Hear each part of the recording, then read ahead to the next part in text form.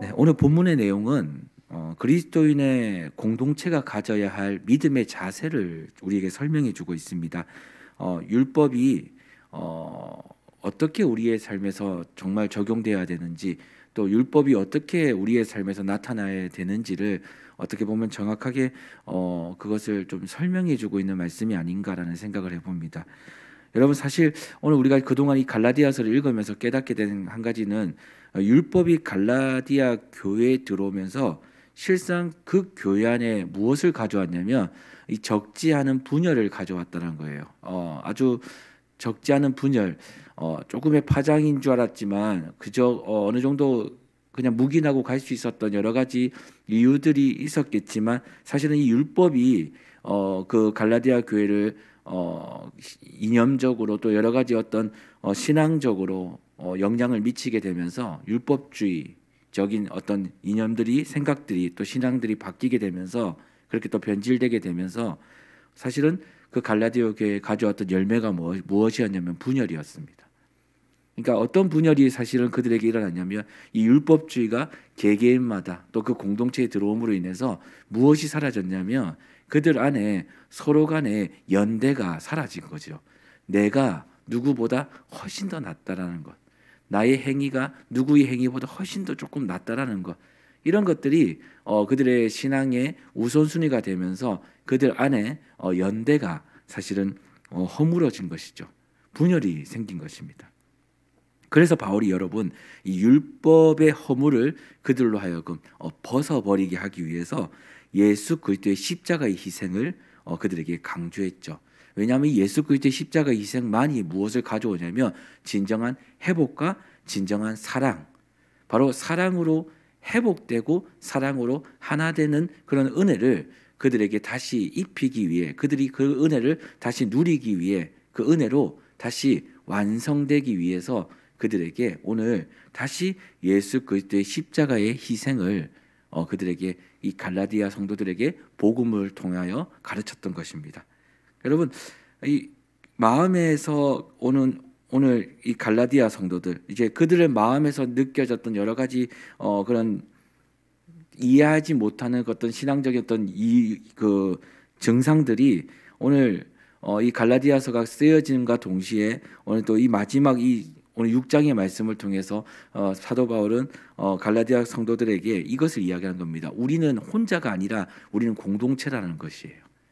우리를 진짜 완성시킬 수 있는 것은 여러분 개개인의 믿음의 개인적인 어떤 조언과 또 율법을 잘 지킴에 대한 어떤 그런 여러 가지 증상들이 아니라, 그런 어떤 성과들이 아니라, 그것이 여러분을 성취하는 것이 아니라 우리가 서로 하나가 되어서 그리스도 안에서 서로 사랑하여 서로의 어떤 부족한 것을, 또 그 서로의 연약함을 서로 보완해 가면서 그렇게 세워지는 것이 진짜 그리스도 안에서 이 공동체가 세워지는 유일한 길이고 또 하나님의 법을 성취하는 것이다라고 이야기해 주고 있는 것입니다.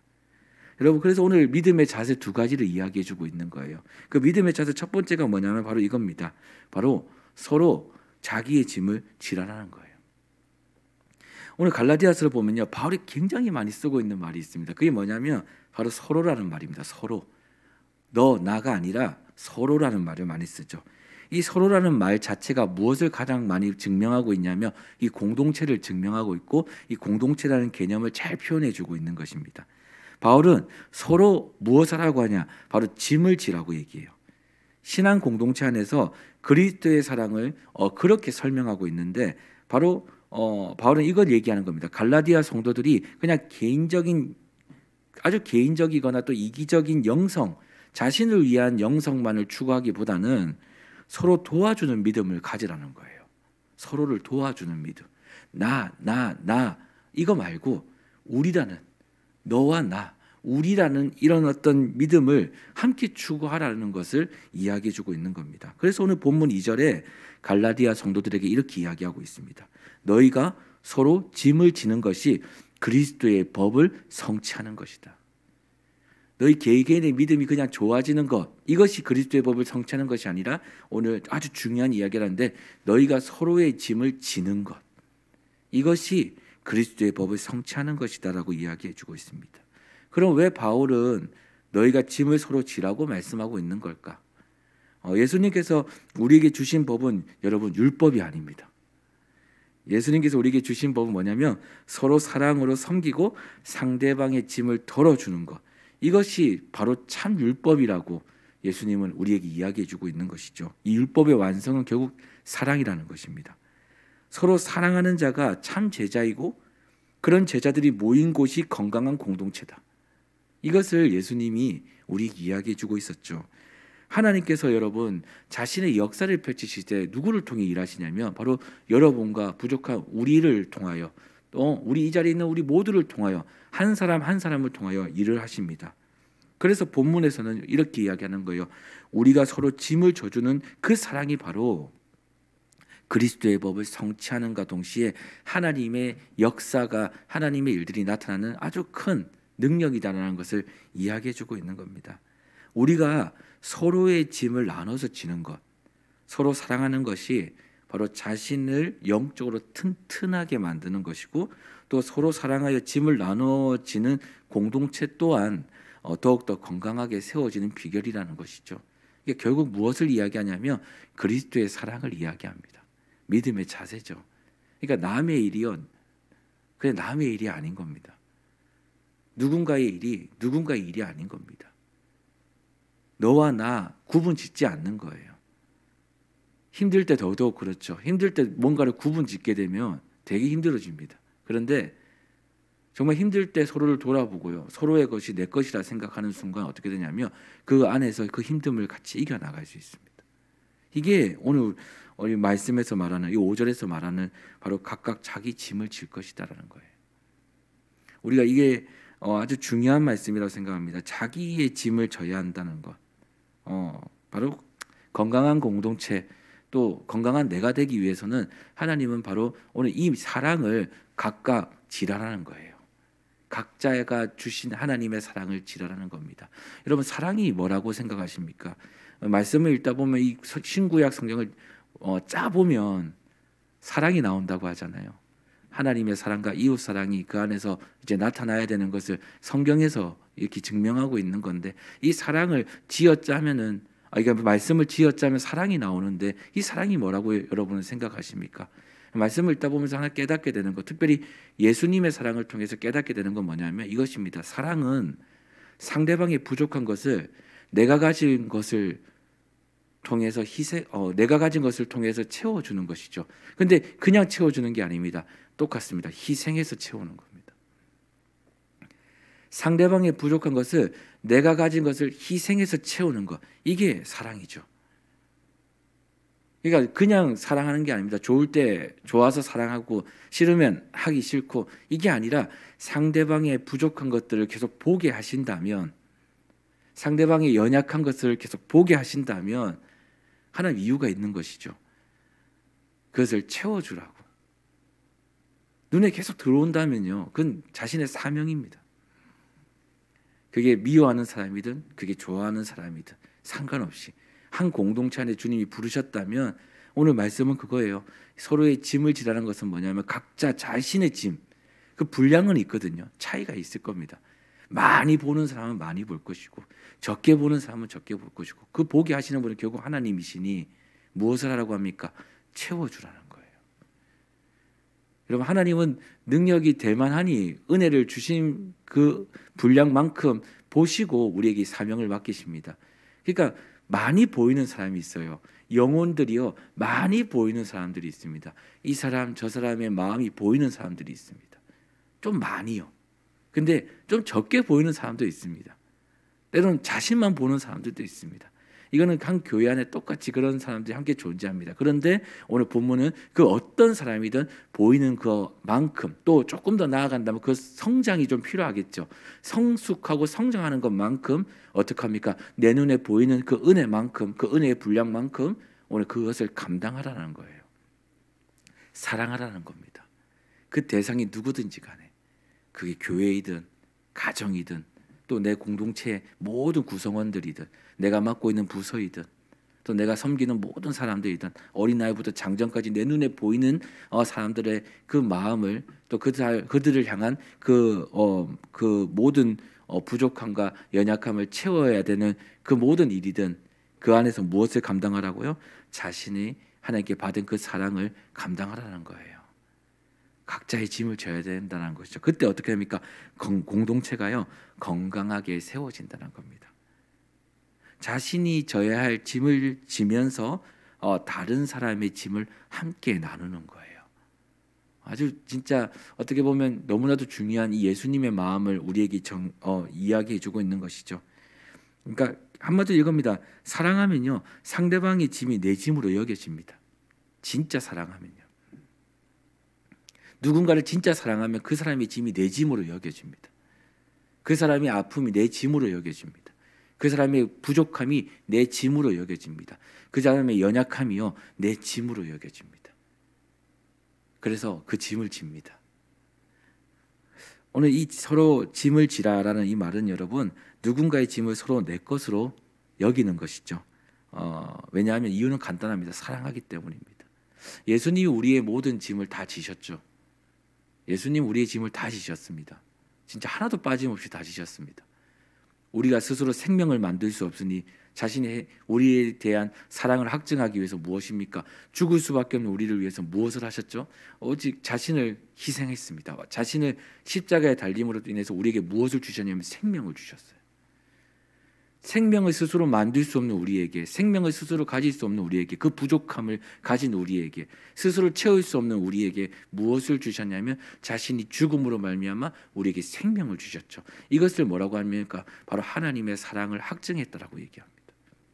하나님이 자신에 대한 사랑, 그 우리를 향한 사랑을 그리스도 예수 그리스도를 우리에게 보내심으로 말미암아 그를 대신 죽게 함으로 말미암아 그리고 그 죽으심으로 우리에게 생명을 줌으로 말미암아 무엇을 하셨다고 합니까?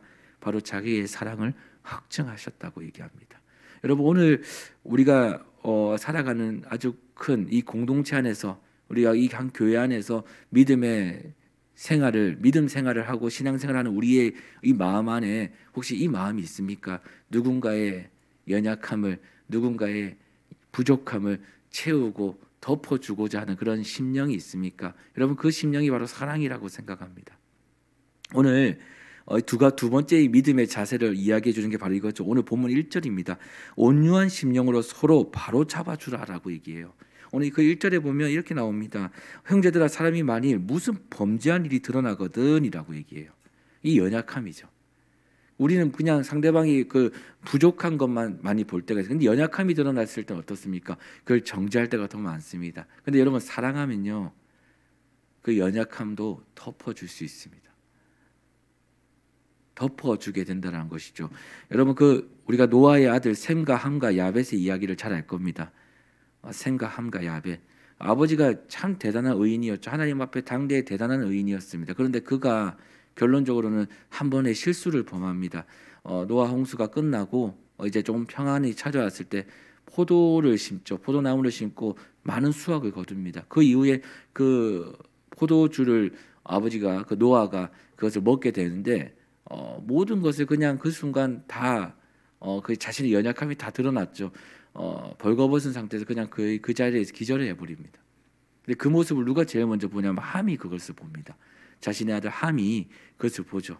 근데 그 함이 그 이후의 행동이 무엇이냐면 그의 형제인 야벳과 셈에게 이야기를 합니다. 근데 그 이후에 그 야벳과 셈의 행동이 참 대단했는데요. 그게 뭐냐면 아버지의 그 연약함을 보지 않아요.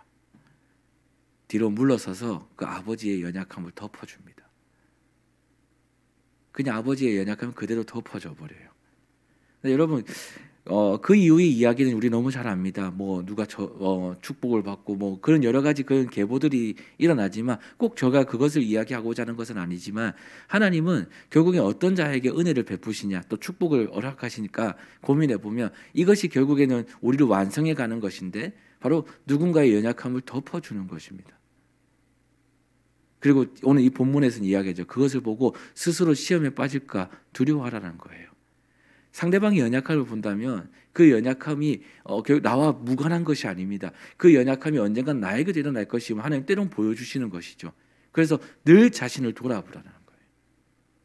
늘 자신을 돌아보라는 겁니다. 오늘 본문은 그것을 속이지 말라라는 겁니다. 그 마음을 그런 것을 이분법적으로 속이지 말라라는 거예요. 나는 저러지 않아. 나는 그러지 않아. 그렇지 않다는 겁니다. 나도 연약할 때가 있고 나도 부족할 때가 있는 것이죠. 그래서 누군가를 긍휼히 여길 수 있을 때 하나님 어떤 은혜를 베푸신다고 합니까? 긍휼히 여김을 받는 은혜를 베푸신다는 거예요. 누군가를 불쌍히 여기고 귀하게 여길 수 있는 그 마음을 누군가에게 베풀 때 나 또는 누군가에게 긍휼히 여김을 받을 수 있다. 귀하게 여김을 받고 불쌍히 여김을 받을 수 있다는 것을 성경은 이야기해 주고 있는 것입니다. 오늘 이 두 가지 자세를 이야기해 주는 거예요. 첫 번째는 서로의 짐을 부족한 것을 함께 지는 겁니다. 두 번째는 서로의 연약함을 함께 지는 겁니다. 어떤 마음으로요? 온유한 심령으로. 예수님의 마음으로. 온유한 자는 우리 온유한 자의 최고는 예수님밖에 없는 것이죠. 그분의 마음으로 서로를 위해라는 겁니다. 여러분 오늘 이 말씀을 오늘 우리 한번 살아보시면 어떨까요? 오늘 우리에게 보여주시는 많은 사람들이 있을 겁니다. 여러 가지 또 연약함도 부족한 것도 여러 가지 우리의 생활 속에서 많이 보게 될 것입니다. 그런데 오늘 본문은 그럼 우리에게 보여주시는 이유를 정확하게 말씀해 주고 있지 않는가? 결국 뭡니까? 내게 주신 그 사랑으로 결국엔 그것을 채우라고. 내게 주신 그 사랑을 희생해서 오늘도 그것을 덮어주라고. 오늘 그것을 우리에게 이야기해 주고 있는 것은 아닌가라는 생각을 해봅니다. 여러분 오늘 이 말씀 한번 우리 하루 잘 살아내시는 하루가 되어서 또 하나님의 은혜를 통해 인도를 받는 그런 하루가 되기를 소망합니다. 정말 그리스도 안에서 온전하게 세워지는 공동체, 그리스도 안에서 온전하게 세워지는 신앙은요, 여러분 너와 나가 구분되어 있지 않습니다. 특히 힘들 때는요, 우리가 되는 것입니다. 서로가 되는 것입니다. 그 안에서는 다른 어떤 마음도 일어나지 않습니다. 그리고 때로는 연약함이 있을 때 너와 나가 구분되어지는 것이 아닙니다. 그 모든 것들이 서로 하나가 되는 겁니다. 누군가의 일이 내 일이 되는 겁니다. 누군가의 연약함이 내 일이 되는 겁니다. 그리고 그것을 돕는 것이죠. 그리고 그가 온전하게 세워질 수 있도록 돕는 것입니다. 바로 믿음의 정말 기본, 때로는 믿음의 하나님 기뻐하시는 믿음의 자세는 바로 누군가를 돕는 신앙입니다. 나를 돌아보고요. 나의 연약함은 나를 정확하게 알고 내가 하나님 앞에서 어떤 존재인지 정확하게 알고 내가 그 마음을 가지고 누군가에게 나아가는 것. 이것이 하나님이 오늘도 우리에게 이야기해 주는 가장 큰 우리의 믿음의 자세가 아닌가라는 생각을 해봅니다. 오늘 본문 말씀처럼 오늘 이렇게 하루 살아내는 저와 여러분 되기를 간절히 소망합니다.